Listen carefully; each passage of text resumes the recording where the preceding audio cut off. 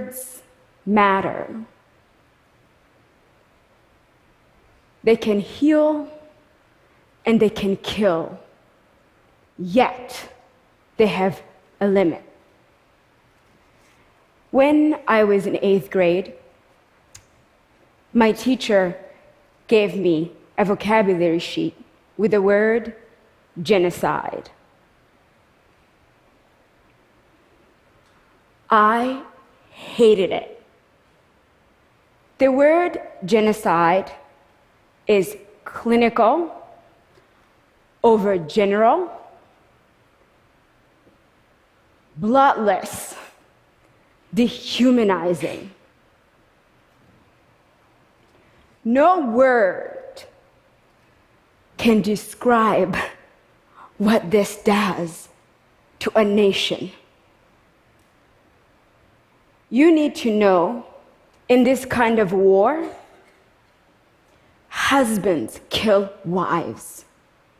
Wives kill husbands. Neighbors and friends kill each other.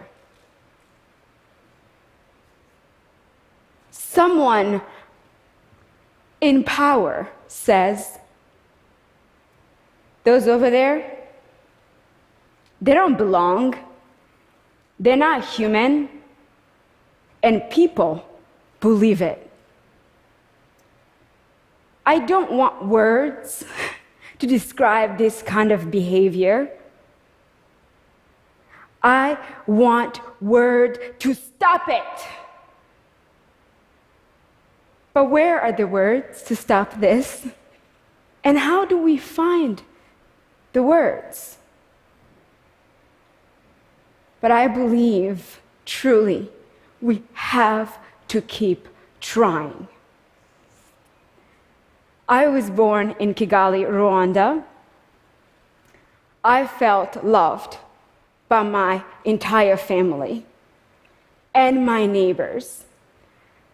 I was constantly being teased by everybody, especially my 2 older siblings. When I lost my front tooth, my brother looked at me and said, "Oh, it has happened to you too? It will never grow back." I enjoy playing everywhere, especially my mother's garden and my neighbors. I loved my kindergarten. We sang songs, we played everywhere and ate lunch. I had a childhood that I would wish for anyone. But when I was 6, the adult in my family began to speak in whispers and shushed me anytime I asked questions. One night, my mom and dad came. They had this strange look when they woke us. They sent my older sister, Claire, and I to our grandparents, hoping whatever was happening will blow away. Soon, we had to escape from there too. We hid, we crawled, we sometimes ran.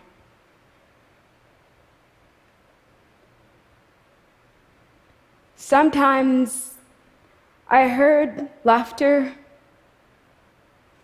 and then screaming and crying and then noise that I had never heard. You see, I did not know what those noises were. They were neither human and also at the same time they were human. I saw people who were not breathing. I thought they were asleep. I still didn't understand what death was or what killing in itself. When we would stop to rest for a little bit or search for food, I would close my eyes, hoping when I open them, I'll be awake. I had no idea which direction was home. Days were for hiding and night for walking.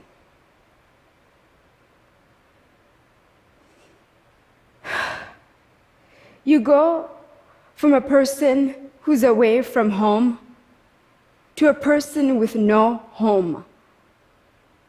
The place that is supposed to want you has pushed you out.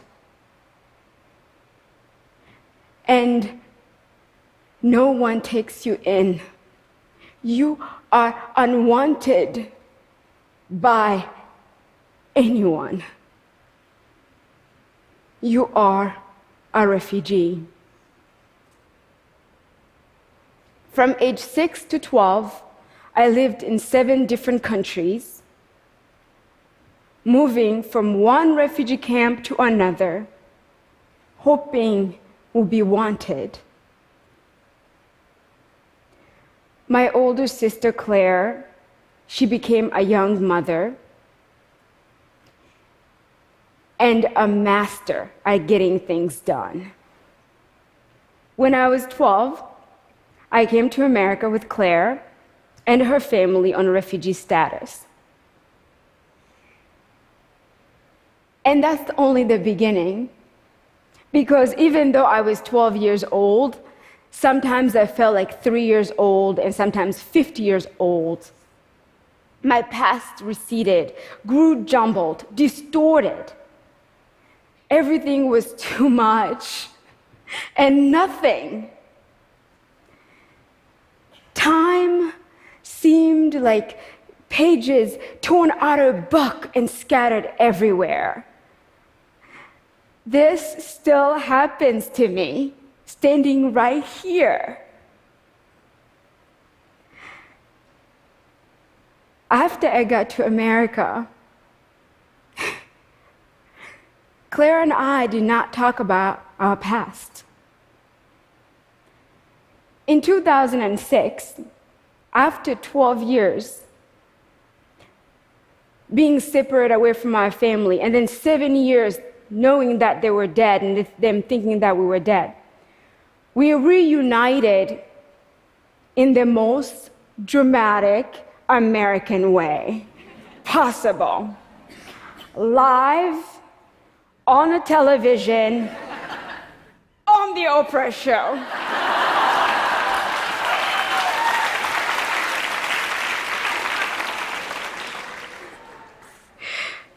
I told you.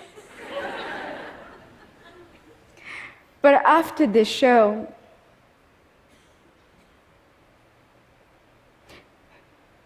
as I spent time with my mom and dad and my little sister and my 2 new siblings that I never met, I felt anger. I felt every deep pain in me. And I know that there is absolutely nothing that could restore the time we lost with each other and the relationship we could have had. Soon, my parents moved to the United States, but like Claire, they don't talk about our past.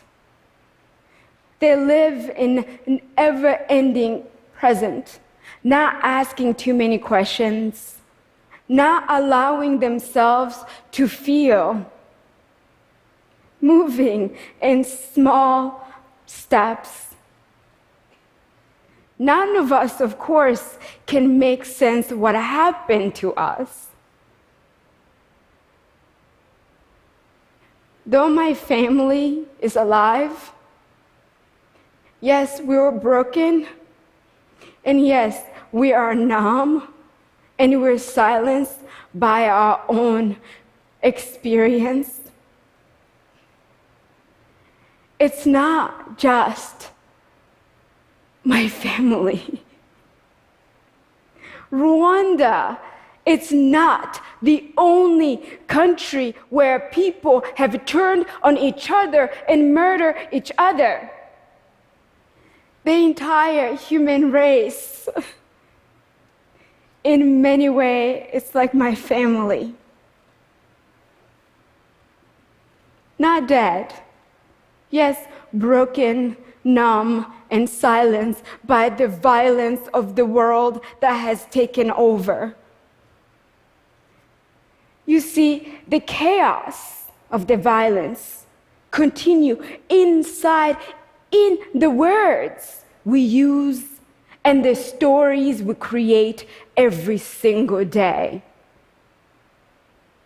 But also on the labels that we impose on ourselves and each other. Once we call someone other, less than, one of them, or better than, believe me, under the right condition,